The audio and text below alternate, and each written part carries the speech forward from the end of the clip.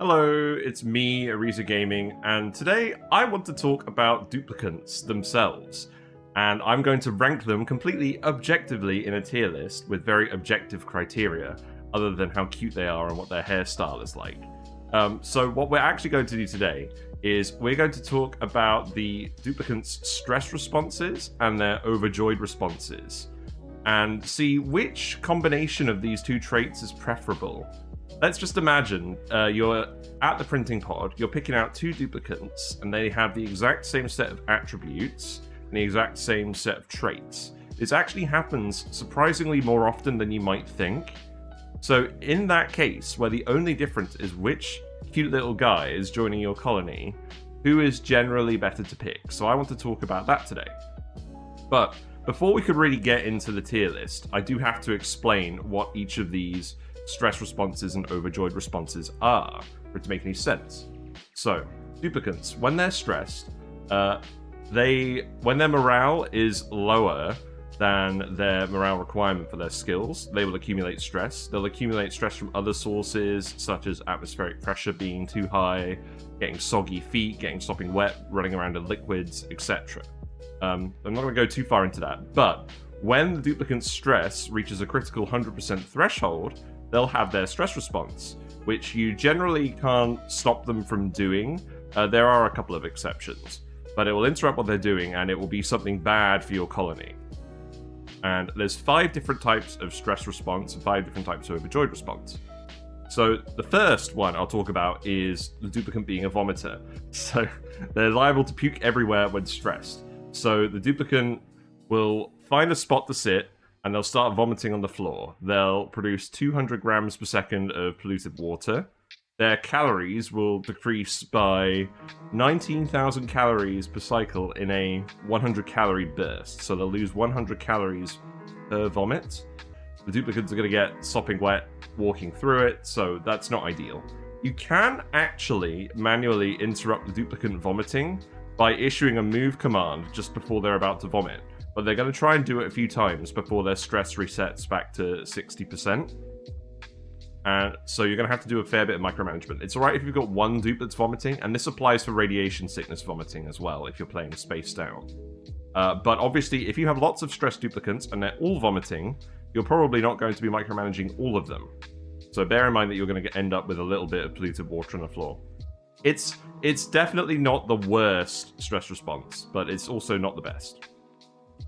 So next, we've got the destructive duplicant. They'll take out their frustrations on defenseless machines when stressed. So when these guys reach 100% stress, they will literally go to equipment and start damaging it, and they'll break it. So your duplicants will end up repairing it. Or they'll go to tiles. Often it'll be tiles between floors from ladders or fire poles. And they'll bang their head against the tiles and they'll destroy them. So... The game will tell you when buildings are getting damaged, and the duplicants will prioritize damaging important buildings, such as oxygen producers, food producers, generators, and production buildings like the plastic press. So these are buildings that can be critical to your colony running and that you don't necessarily want to have to repair or deconstruct or reconstruct. So these destructive dupes can be really bad. They also can't repair any buildings when they're above 60% stress, which isn't a significant factor, but it's something to note.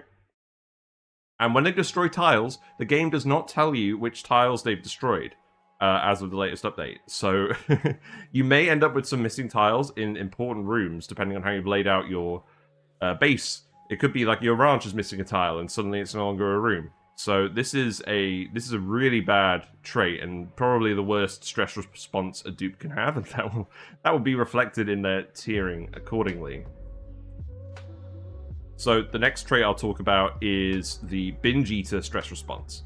So when this duplicant is stressed, they'll go to wherever your food is stored, and they'll start eating food. They'll start overeating. They'll eat 2,000 calories at a time, 3 times before their stress goes back to the 60% threshold from 100%.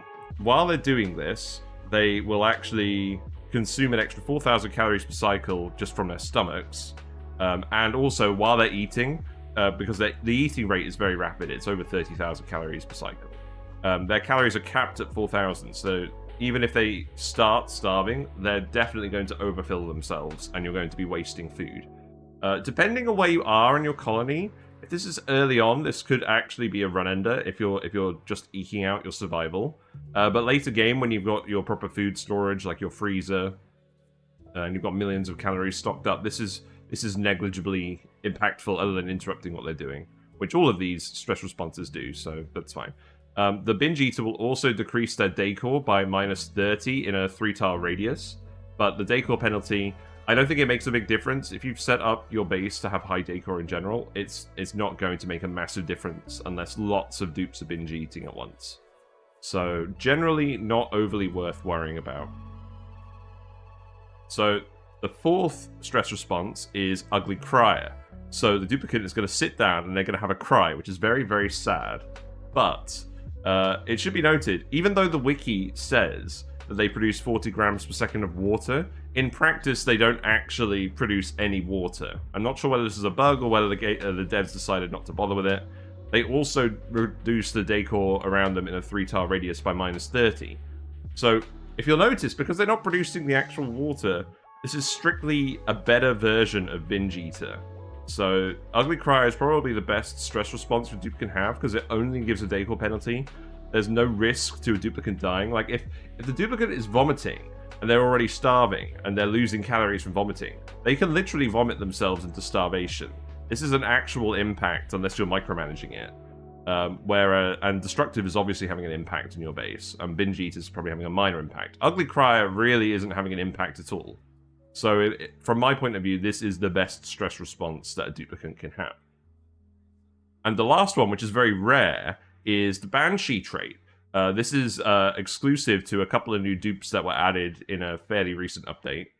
And the Duplicant will go running around, and they'll stand somewhere, they'll have a wail, and then that wail will expand outwards in a 8-tile wide diamond, blocked by other tiles, like any other noises.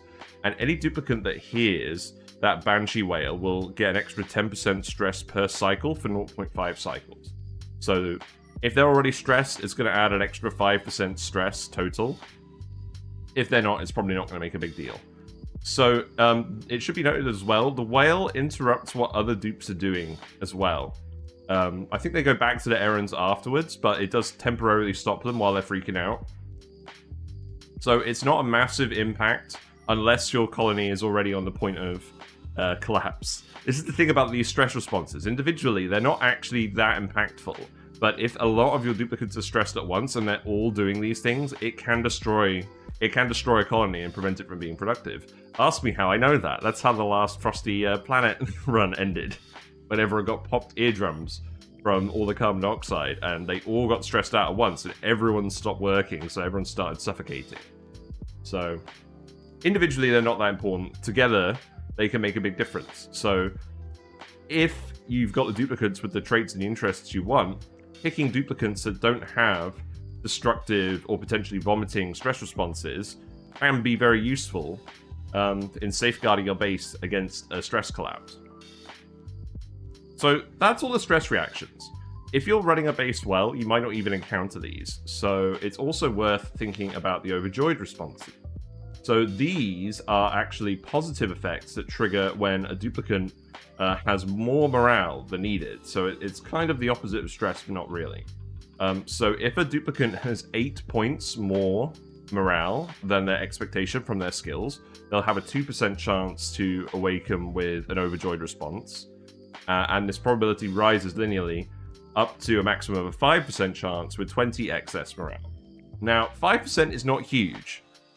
If you have a really good base, you probably can consistently get your dupes to have 20 excess morale, especially if you're not giving them a lot of skill points, if you're making them quite narrowly focused.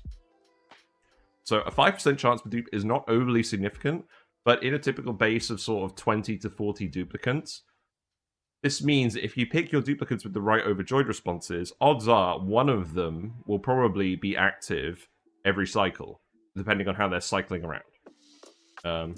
But yeah, let's talk about the Overjoyed responses now. Because again, there's 5 of these, and the Duplicants have different combinations of stress response and Overjoyed response. When a Duplicant is overjoyed, when they wake up, they will be overjoyed. and they will do their overjoyed response along with the rest of their errands for the rest of the day. So the overjoyed status lasts for 1 day, and then the duplicant resets back to normal. So the balloon artist dupe, on their day where they're overjoyed, on their downtime, they will go over to the printing pod once they've done all their other necessary stuff like eating, going to the bathroom, etc. And they'll hand out balloons, and you can customize what these balloons look like, and some of them are very cute. And any duplicant that gets a balloon, receives a balloon, not the one giving them out, the one that receives it, will get +8 to a bunch of attributes: creativity, science, cuisine, medicine, agriculture, and husbandry. Basically anything that's about the sort of passive running of a base will get a massive bonus for 2 cycles. So this is very impactful for keeping your base running smoothly, multiplying your seeds, making sure you can look after a larger amount of critters, or like your ranchers can do some other stuff in the meantime, getting extra research done, getting more paintings done faster, cooking food faster. This is going to make your base more efficient overall at doing what it normally does. And one thing to note about the balloon artist is, because they're doing it on their downtime and in their spare downtime, if you notice that one of your balloon artists is overjoyed, you want to make sure they have plenty of downtime. If you see one of them at the printing pod, you might want to put them on their own schedule for that day, where they have more downtime than usual, so you can keep handing out balloons so that everyone in your colony has a balloon. And then they can go back to normal the next day. So, very useful. The next overjoyed response I want to talk about is the Sparkle Streaker. So this duplicant is going to have a large +8 bonus in athletics. This is very impactful early game, when your duplicants have less athletics, and they're likely to get more penalties like chilly surroundings, sweaty, eye irritation that affect their athletics. This is gonna counteract a lot of that and let your duplicants get away with a lot more in the early game. And late game, it obviously makes things more efficient as well. So that's very good. And any duplicant that the Sparkle Streaker runs past will actually get a +5 bonus to athletics for 1 cycle. So if your Sparkle Streaker is going past everyone, this is going to have a large impact on your base in general, especially in the early game. So you could argue that prioritizing duplicants that are Sparkle Streakers early on, if you manage to set up something like a quick nature reserve that will give your dupes a lot of extra morale, this could be very effective at circumventing challenges that normally you might need an Atmos suit for, to get your duplicants actually with a decent level of movement through these terrains. So it's pretty good. I don't think there's any real way of micromanaging getting the athletics to all of your other duplicants, but if you have all your duplicants going through one corridor to go to the bathroom or going to the mess hall, that works pretty well, and a lot of your duplicants can end up sparkle flattered. The next trait we'll talk about is super productive. So this is a very interesting overjoyed response, in that the duplicant that has it, and you'll notice it with the gears that appear above the duplicant's head, they'll have a 10% chance to complete a chore instantly if that chore has a yellow progress bar and it lasts longer than 1 second. So, in earlier versions of this game, it used to be extremely impactful as a trait to have in your colony at least once of, because a duplicant could dig a neutronium tile if they had the super productive buff. Because normally, in the old version of the game, it just took an infinite amount of time to dig the super productive tile, and the duplicant to dig the neutronium tile, and the duplicant could just do it instantly if they hit the 10% chance, and you could just keep telling them to dig the same tile over and over again, and eventually it would trigger. They patched that out, so you can't do that anymore. It's still potentially impactful, especially if the duplicant that has super productive does lots of long tasks. So if they're doing operating tasks, like using the metal refinery, using the glass refinery, particularly something like using the power control station, where it's just an extremely long duration task, this has a massive impact. So super productive is probably best on your operators. Constructors are also pretty good as well, builders, if they're building large buildings like power generators and whatnot that take a lot of time to build. This can have a large impact. Obviously it has less of an impact when they're building wires and pipes. But yeah, operators and builders should be prioritized for super productive. Generally, if you have enough Sparkle Streakers and Balloon Artists and Yodelers in your colony, you can have some of your Duplicants be super productive, and that's more effective overall, because the Duplicants will all have the attribute bonuses from the other Overjoyed Responses anyways, and then you can make the rest of your Duplicants super productive, and then they can get stuff done a little bit faster occasionally. So it's pretty good. I don't think it's as good as the 3 I just mentioned. Sticker Bombers, when the Duplicant is overjoyed, occasionally they'll just redecorate a room. They'll add a load of sticker bombs, which are made of genetic ooze. They just go on the wall, and they provide plus 20 decor and a 3-tile radius. They usually add multiple at a time, so it's effectively like plus 80. You can't control what room they decorate. You can't control where they go. Sometimes they don't even do it. This is very minimally impactful, so this is definitely the worst Overjoyed response in my opinion. You can get enough decor to get your Duplicant's morale without this, so I just don't think it's very effective at all. So I'm not going to continue talking about it. And the last one is Yodeler. So this is a fairly new trait that was added, and again, only a couple of Duplicants have access to this. So this Duplicant will sing when doing any activity, and they'll gain plus 8 to Machinery, Construction, and Strength, i.e. the active tasks where your Duplicant's going about and expanding the base or moving stuff around or whatnot. So this is sort of the inverse of, or not the inverse, but it's like the counterpart to Balloon Artist. If your Duplicants had a balloon and they've been yodeled at, or they are yodeling, then they will have large attribute bonuses to all attributes. And not only does the Yodeler gain this large bonus for 1 cycle, the Duplicants that hear the sound will also be serenaded, and they'll also get a plus 5 bonus to those 3 attributes for 1 cycle, which is very impressive. And again, the idea is you combine the Yodeler Serenaded bonus, the Sparkle Streaker Sparkle Flacted bonus, and the Balloon from the Balloon Artist, and your Duplicants now have a large bonus to pretty much every attribute except for Excavation. And having enough dupes between these 3 types in your base to make sure everyone gets suitable Overjoyed responses is very useful, especially in the early game when you're lacking those initial attribute levels. So that's kind of what you're aiming to do with all of this. Again, I'd like to reiterate that the Duplicant traits and their interests are arguably more important. The more interests they have, the more base morale they're going to have. It's going to be easier to get them the skills they need. And the base attributes they have are really going to help you get set up initially, especially with attributes like researching, where it's a massive bonus per attribute level. You just want your researcher to start with as much researching attribute as possible, and that's probably going to be more important than whatever Overjoyed response they have. But after the initial phase of the game, when you have a set of at least 1 Duplicant with the high value in each attribute that you're interested in, then you can start picking other Duplicants based on their stressed and Overjoyed responses. And the other thing is, you can actually sort of filter which Duplicants you get with which combination of traits. Because if you rename a Duplicant, that Duplicant will be eligible to be printed again. If you don't rename them, they won't be eligible. So if you have a load of destructive, if you have like 1 of each destructive dupe, if you don't rename them, then you won't get any more destructive dupes in the printer. And likewise, if you have a load of Yodelers, or if you have the 2 yodeling dupes, Quinn and Steve, the new ones, and you want more Yodelers, you need to rename them, and then you'll be able to print other Quins and Steves, and you'll be able to add more Yodelers. And this is very important because you want your Duplicants to have bonuses to construction most of the time. So that's definitely worth noting. And yeah, so bearing all that in mind, we got 5 Overjoyed responses, 5 stress responses.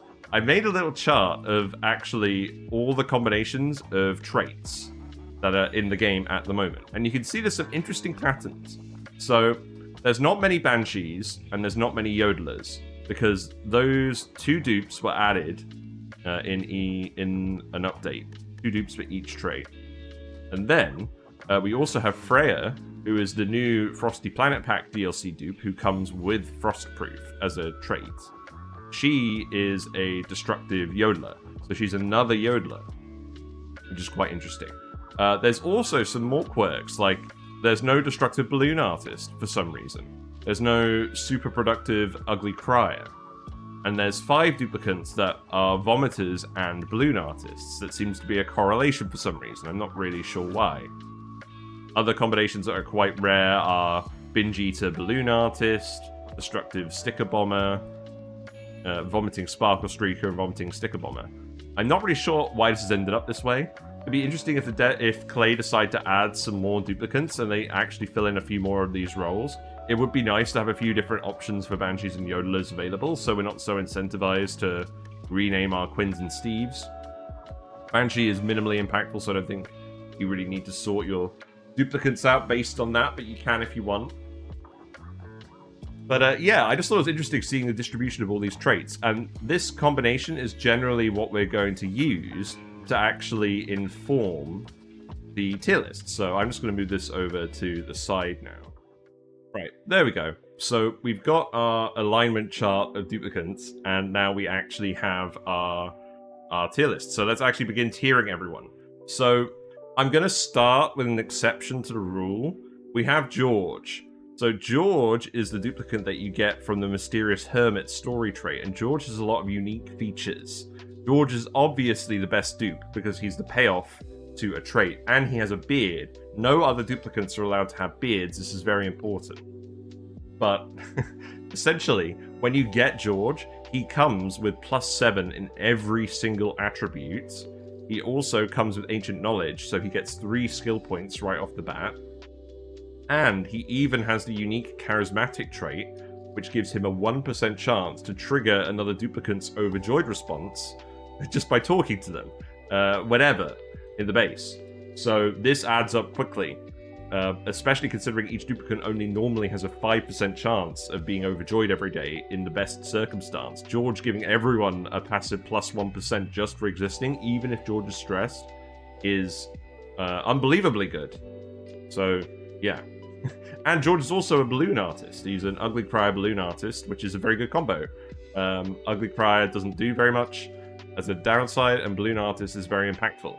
And it also means that George will end up talking to everyone as he hands them out the balloons. So George is by far and away the best duplicant. I don't think that's going to be a surprise to anyone, but we might as well start on that logic. I'm going to go in sort of vertical order, strongest duplicants first. So next up, I think, is the Yodelers. Getting the construction, strength, and operating bonus from being yodeled at by these guys, or having them yodeling and getting those bonuses is extremely impactful. And there's only 2 of them. They're very rare.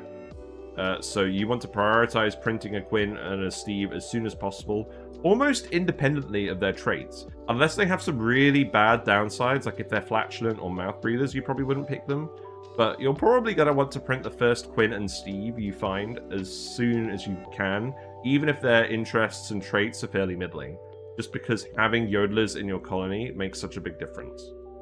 And again, you're also going to want to rename them so that you can print more Quins and Steves, so you can get more yodeling going on and ensure everyone has that serenaded bonus constantly. And again, Quinn is a Binge Eater and Steve's an Ugly Crier. Ugly Crier is strictly better than Binge Eater, so we're going to put Steve ahead of Quinn on the tier list, and that's that. That's the S tier. These are duplicates that you prioritize getting regardless of their traits most of the time. So next up we have the A tiers. So in this case, I'm thinking mostly Ugly Criers that give you the attribute bonuses, so the Sparkle Streakers and the Balloon Artists. I think generally I would put the Sparkle Streakers ahead of the Balloon Artists, just because that extra athletics early on can be really impactful. So Hassan and Marie are going at the top of A tier. Having the extra athletics early on is really impactful, and giving your duplicants more athletics early on is also very useful. And it can potentially save their lives in some circumstances. And again, Ugly Crier has no downside. Balloon Artist is also very good for the reasons we discussed earlier. I think it's slightly less important in the early game, more important in the late game. Definitely still worth picking. So we're going to have Abe, we're going to have Max, and we're going to have Nails. Apologies, the font on these is a little bit small, but you could recognize them all by their cute faces, I think. So that's A tier. These are also duplicants I prioritize. If they had really bad traits, I probably wouldn't pick them, but you are going to want a combination of Balloon Artists, Sparkle Streakers, and Yodelers. in your base, and these are the best balloon artists and sparkle streakers available, independent of traits. So the tiers are going to start getting a little bit bigger. Freya is a very interesting case. Destructive is really bad, but if your colony is functioning well, it doesn't actually have an impact. It only has an impact if things start to go wrong. Freya does come with Frostproof, which can be very useful on the Frosty Planet pack starts, where you find her.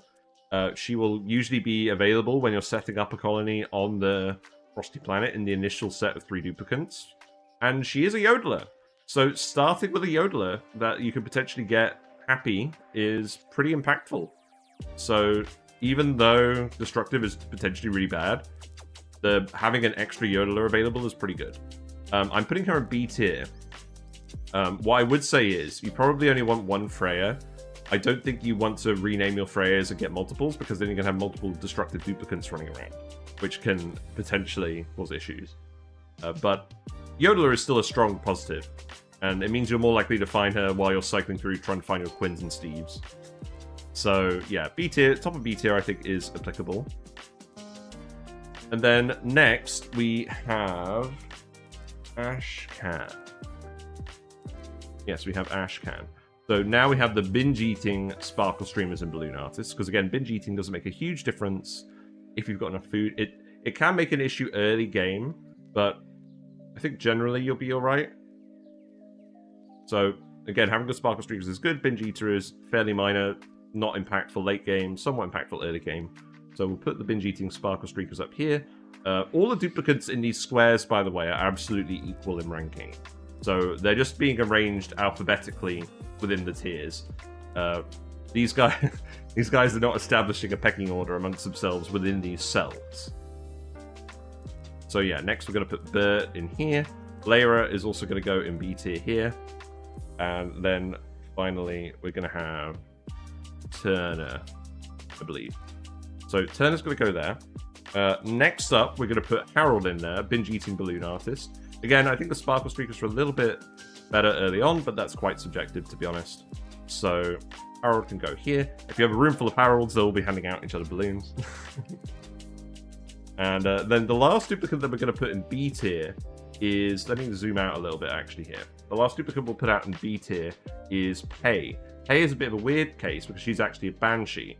But again, I don't think Banshee is that impactful. I think it's arguably more impactful than Binge Eater, because the stress can set off your other duplicants potentially if they're on the borderline, and it does stop them doing what they're doing. Harold, if he's binge eating, isn't affecting the other duplicants too much. So yeah, Pei can go in the bottom of B tier. Next we have C tier. So we've got Gossman at the front. So this is Gossman. Where's Gossman? Gossman is a vomiting sparkle streaker. So vomiting is not ideal because it's going to set off a duplicate stress. You've got to clean it up. But having a sparkle streaker is still pretty good. So she goes here.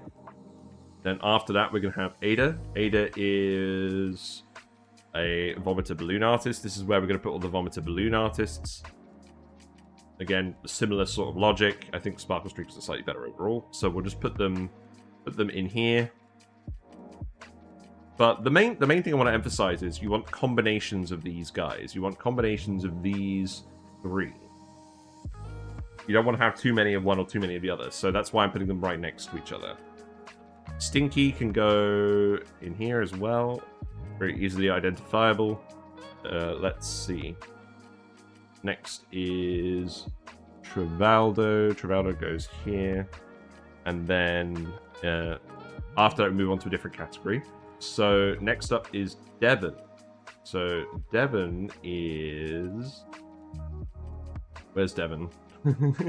Devon is a super productive binge eater. So this is where I'm starting to fit in the super productive dupes. So you're not going to generally want to prioritize super productive over these other 3 traits. But once you've got enough balloon artists, sparkle streakers, and yodelers to get your attribute bonuses for everyone, you can fill out the rest with super productives.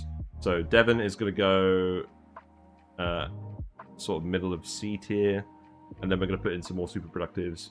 Next up is Amari. There's no ugly Crier super productive. If there was an ugly Crier super productive, they'd be ahead of Devon.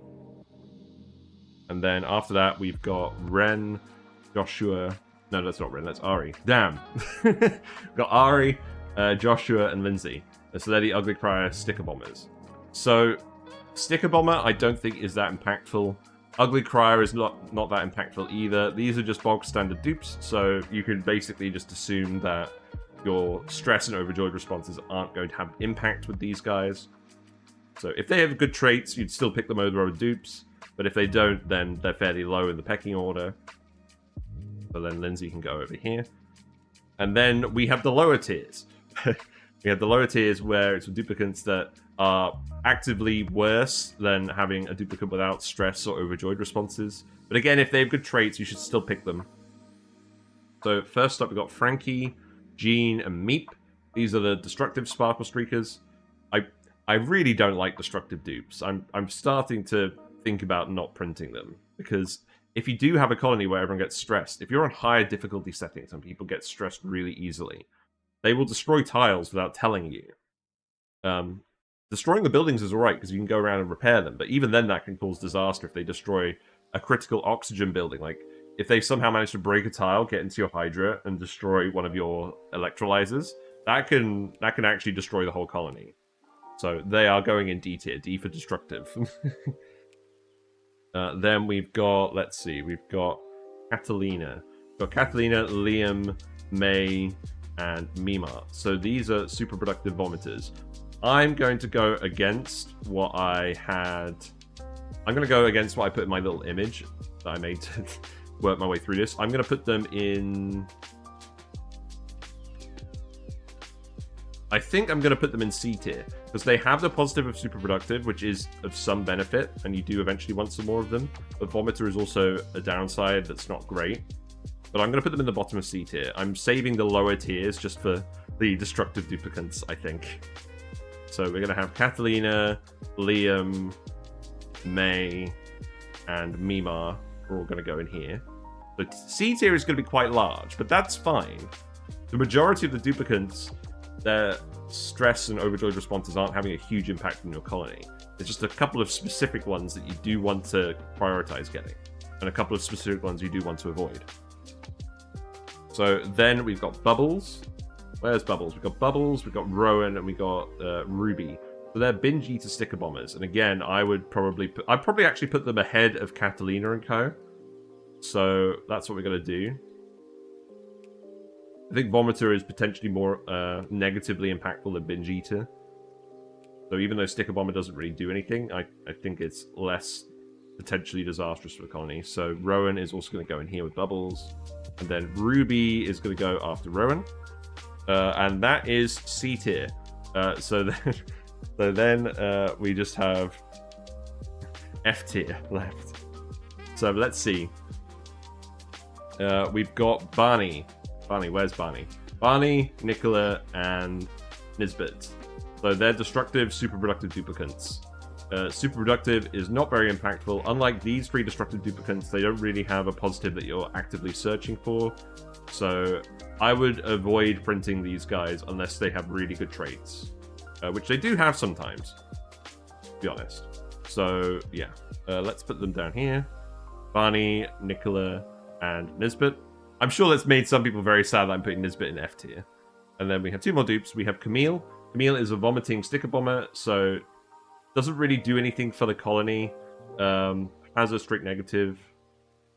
But I think I'm going to put Camille in D tier, because it's not as bad as being a destructive dupe. Yes, it's technically worse being a bog standard duplicant, but it's not as bad as being a destructive duplicate. So she's actually going to go at the top of D tier for me. And then last and least, we have Ellie, who's definitely at the bottom of the tier list because she's a destructive sticker bomber. Does nothing useful for the colony, can potentially destroy everything. We've had episodes on our YouTube VODs named after Ellie specifically causing chaos. This is not a random occurrence. Ellie is definitely the worst dupe in terms of stress and overjoyed responses. This is objective criteria. I have a chart and everything. So, in summary, at the top of the tier list, we have George, who comes stacked with all of these amazing benefits, extra attribute points, extra skill points, charismatic trait that triggers other duplicates' overjoyed responses. Absolutely the best dupe because you literally have to do a mission in the game to unlock him. No question. Steve and Quinn are the next undisputed rulers. Yodelers are super important to buffing your duplicant's construction, operating, and strength skills, strength attributes. So very important having these guys buffing all of your other duplicants in those specific attributes. You want to rename these guys so you can print more of them. That's why they're in S tier. A tier, we have the Sparkle Streakers and Balloon Artists, who are ugly criers, because their negative has no significant impact on the colony, and they're going to give your duplicants the other attribute bonuses they need to thrive in the early game.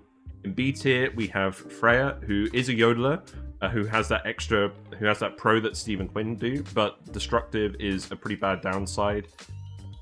Early on, this can cause some issues if you're struggling to get your stress sorted out on higher difficulty levels, but because you start with a Freya in the printing pod when you're setting up a colony on a frosty planet, having Frostproof is also really good, so I'm going to put her in B tier. Definitely worth picking in that specific circumstance. And also, if you've already got your Quinn and Steve and you're just looking for more Yodelers, Freya can be alright to pick up, but I wouldn't pick up more than one because you don't want that many destructive duplicants running around. One destructive duplicant is manageable. More than one at the same time is not that manageable. So have your destructive duplicant be Freya. Then we have Ashcan, Bert, Lyra, and Turner. We have the Binge Eater Sparkle Streakers, the Binge Eater Balloon Artist Harold, and then Pei, who's the Banshee Balloon Artist. Again, these guys are helping fill out the rest of your attributes. The duplicates in C tier are generally having a minimal impact on your colony. The top of C tier is full of duplicates that are giving you your attribute bonuses, but are also vomiters, which can be an annoying downside, especially early game, that can set off other duplicants' stress responses. So I'm not going to put them in B tier. You shouldn't really prioritize them ahead of these dupes. And that's that. And then we have the other duplicants that don't really have much of an impact. Sticker bombers with no significant downsides go here. Super productive duplicants with no significant upsides go in here. This is where the majority of the duplicants are. D tier, we have vomiters with no significant upsides, i.e. Camille. And then we have 3 destructive dupes who do have an upside in Sparkle Streaker, but you don't want to load up on destructive dupes. Unfortunately for Meep. Meep is very cute, but sadly you do not really want to Meep. And then F tier is duplicants that you should probably just avoid picking unless they have really good traits or attributes. Again, traits and attributes will supersede this tier list most of the time. I would say they don't supersede S tier, and I would say be careful picking duplicants with good traits and attributes that are in this F tier, because it can come back to bite you. But it can occasionally be worth doing. You just need to think about it on a case-by-case basis. But we have Barney, Nicola, and Nisbet, who are destructive, super productive dupes. Generally going to be more trouble than they're worth. And then Ellie is by far the worst dupe. Destructive sticker bomber. Doesn't do anything useful. Can destroy all your stuff. We have YouTube episodes named after Ellie. And that's my thoughts. This is my very objective tier list about which duplicants are strictly better than others. Obviously, that's not true. Let me know in the comments which duplicates you like. Have you got any funny stories about particular duplicants? Quinn has kind of become a mascot for the channel a little bit because I catch him peeing all the time and people rename him Parisia Gaming, presumably because of his silly haircut, which I really appreciate. If there was a blonde version of Quinn, I think I would probably actually be that duplicant, but there you go. Obviously, this is not an aesthetic tier list, but George also wins that tier list because he has the beard. So that's a fait accompli, really.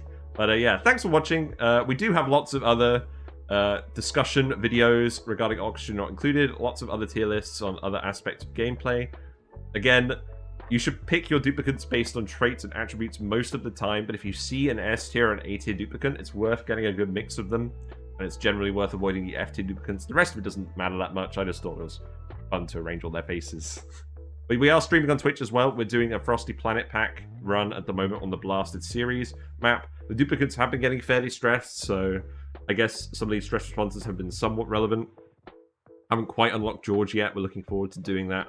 But yeah, it's a lot of fun. We have the Discord as well, where people share Oxygen Not Included builds and their bases and ask questions. If you have a question there, people will usually be there to answer it, occasionally including me. But yeah, thanks very much for hanging out, and I'll get Whiskers to take it away. Bye for now. Whiskers sends thanks to the following Twitch subscribers and YouTube members. 999999999 FRD. It's Chili Chili, Kujia Jizia, Neo Deus Machina, Porcelet, Sinister Plank, Sweet Danger Kitty, The Max Not Binary, and Uglavisk.